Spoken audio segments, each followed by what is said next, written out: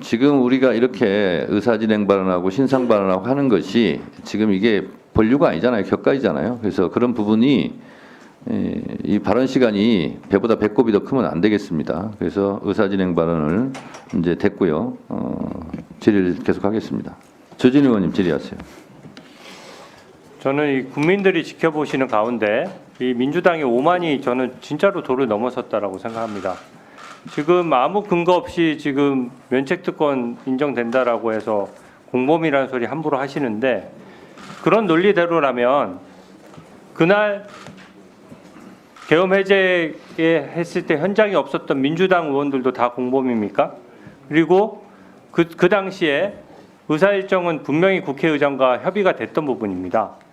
그런 논리대로라면은 뭐 북한에 800만 불 보낼 때 그 내용과 관련해서도 그걸 동조하고 있고 그걸 옹호하고 있는 민주당 의원님들도 다 공범입니까? 이런 식으로 지금 국정을 혼란에 막고 안정을 시켜야 될 시기에 오히려 무분별한 의혹 제기를 하는 것에 대해서는 굉장히 유감을 표하고요. 면책특권 없는 자리에서 그런 말씀 한 번 더 해봐 주셨으면 좋겠습니다. 그리고 국무위원들과 관련해서도 윤석열 대통령 탄핵소추안에 보면은 국무회의 제대로 열지 않았다라고 하면서 또 국무위원들에 대해서는 왜 그걸 막지 못한다는 식으로 해서 뭐 단체로 사과를 시키고 탄핵소추하겠다고 또 겁박을 합니다. 근데 지금 현재 있는 국무위원들은 현재 우리나라를 안정시키기 위해서 불철주야 일을 해야 되는 사람들이에요. 근데 함부로 그렇게 국무위원들 근거도 없이 모욕해가면서 어떻게 국정 운영을 안정시킬 수 있겠습니까? 국민들 보기에 진정성 있게 저는 조치를 해야 된다고 생각합니다. 그 헌법재판소에서 어제 헌법재판관 6명의 심리 변론이 가능하다라고 판단했는데 이게 재판관 회의에서 결론을 내린 건가요? 얼마 전에 있었던 그 가처분 결정에 따라서 결정 주체가 뭐예요? 누가 결정한 것입니까? 이 6명이 가능하다라고 이번에 판단한 것은 뭐 헌법재판소장 대행이 결정한 것입니까? 아니면 뭐 재판관 회의에서 결정한 것입니까? 6인의 가처분 결정으로 결정이 된 겁니다. 그것은. 근데 저는 이거는 굉장히 문제가 있다라고 생각합니다. 왜냐하면요, 이 헌법 23조 1항은 헌법재판관 7명의 출석으로 심리한다라고 명시적으로 규정이 돼 있어요. 이게 왜 7명으로 해놨냐면 헌법재판소는 이 정치적인 갈등을 해소하는 기능이 있기 때문에 상권 분립으로 구성하게 돼 있어요. 대통령 3명, 대법원장 3명, 국회 3명. 그렇기 때문에 7명으로 한다는 거는 그 상권 분립의 주체가 각각 참여하라는 뜻입니다. 예를 들어 대통령 3명, 대법원장 3명 그렇게만 추천한 재판관으로 해서는 이게 상권 분립 정신이 그대로 재판에 구현될 수 없기 때문에 심리를 7명 이상으로 하도록 돼 있었던 거거든요. 근데 지금 방금 말씀하셨던 이진수 방통위원장에 대해서는 탄핵소추가 있으니까 본인이 헌법소원을 제기하면서 이 조항에 대해서 효력정지에 가처분 신청을 했어요. 저도 그 사실을 잘 알고 있습니다. 근데 이거는 사안이 다른 것이 일단 첫 번째로 이진석 위원장은 본인의 헌법소원을 제기하면서 본인이 그 조항을 정지시켜달라고 요청을 한 겁니다. 왜냐하면 본인이 봤을 때는 이 재판에 그 여러 명, 9명에서 재판을 받을 권리보다 재판이 지연되는 게 본인한테 더 불이익하다고 본 거예요. 그래서 이진숙 방통위원장은 사실은 그 효력이 정지되게 해달라고 요청을 한 사람입니다. 그리고 그 결정문을 보면 이게 범용적인 결정이 아니에요. 이진숙 방통위원장에 대한 탄핵소추랑 헌법소원 결정이 있을 때까지만 그 효력이 정지되는 겁니다.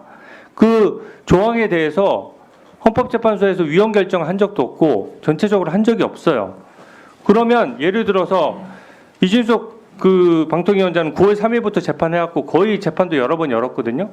그분에 대한 지금 헌법재판소에서는 무조건 그 대통령 탄핵소추부터 먼저 하겠다라고 하는데 이진숙 그 방통위원장에 대한 결정을 먼저 하게 되면 어떻게 됩니까? 그 조항의 효력은 다시 살아나는 거예요. 그리고 지금 현재 대통령의 주장은 재판을 통해서 판단을 해봐야 되겠지만 이 야당의 탄핵소추 남발, 특히 이진숙 위원장에 대해서 하루 만에 탄핵소추를 남발한 것에 대한 문제점을 지적하고 있잖아요. 그러면 이 판단과 이게 연관이 있기 때문에 이진숙 위원장에 대한 그 판단을 먼저 해볼 여지가 있는 겁니다. 근데 이진숙 위원장이 요청했던 그 조항에 그 해당 사건의 그 정지 조항을 가지고 이걸 일반적으로 해석해서 지금 재판도 열지 않았는데 대통령도 당연히 그 효력이 미친다. 대통령에 대한 탄핵 소추에 대한 효력이 미친다라고 하는 거는 저는 법리적으로 잘 수긍이 안 됩니다. 특히 당시에 이 이진숙 그 방통위원장에 대해서 이 7명이 심리한다는 규정을 효력 정지를 할 때에도 그 당시에는 9명 전원이 결정을 한 거예요. 지금은 재판관이 6분밖에 안 되지 않습니까? 그리고 나머지 3분에 대해서는 지금 구성을 채워야 되는 상황이고 그런 상황에서 이거를 섣부르게 먼저 변론 준비기를 열고 그렇게 했을 경우에 이 결과가 나왔을 때 어떻게 이거를 국민들을 납득시키고 순복시킬 수 있겠습니까? 대통령 민주적 정당성을 보장받아서 직접적인 민주적 정당성을 보장받아서 선출된 사람이기 때문에 만약에 이게 그때 다수결로 대통령직 날리는 게 아니에요. 탄핵소추도 3분의 2, 헌법재판관도 3분의 2 이상의 결정을 하도록 그만큼 신중히 하라는 뜻이고 이 탄핵소추에 반대하는 소수의 국민들이라고 하더라도 그분들이 그 결정에 수긍할 수 있는 절차를 해줘야 되는 거거든요. 근데 이게 지금 6명이 심리 변론 가능하다라고 판단 자체를 6명이 한다? 저는 이 자체로 문제가 있다라고 생각이 들고요. 만약에 이준석 방통위원장 그 탄핵소추를 먼저 결정하라고 하면 그러면 그 효력이 어떻게 되는 겁니까? 먼저 선입 선출이 원칙인데 이준석 방통위원장 관련해서는 그럼 결정 안 하고 있고 그 결정에 있었던 효력정지 규정을 가지고 지금 대통령 측 변호인의 의견도 듣지 않은 상태에서 무조건 변론을 진행을 해요? 저는 이거 법리적인 문제가 상당하다고 생각하는데 어떻게 생각하십니까? 헌법재판소에서는 그 헌법재판소법 23조에 대해서 23조 1항에 대해서 가처분 결정을 했습니다. 그거는 모든 근데 그게 언제까지 효력이 되느냐는 거예요. 그게 영구하게 되는 게 아니지 않습니까? 이진석 위원장에 한해서 그 사건의 재판이 선고될 때까지만 정지되는 것이잖아요. 그러니까 결정문에 보시면은 다 나와 있지만 23조 1항에 대한 위헌 심판이 들어와 있는 겁니다. 그래서 23조 1항에 대한 그 위헌 심판에 대한 가처분으로서 헌법재판소에서는 효력 정지를 해놓은 것입니다. 그리고 그 효력 정지의 처분은 이진숙 그 탄핵 심판에만 적용되는 것이 아니고 모든 사건에 적용이 된다고 저희 재판부는 판단을 하고 있는 것입니다. 네, 정리해 주세요. 그 부분에 대해서는 재판부에서 다 그 고려하고 있다고 말씀을 드리겠습니다. 그 헌법재판소 있잖아요.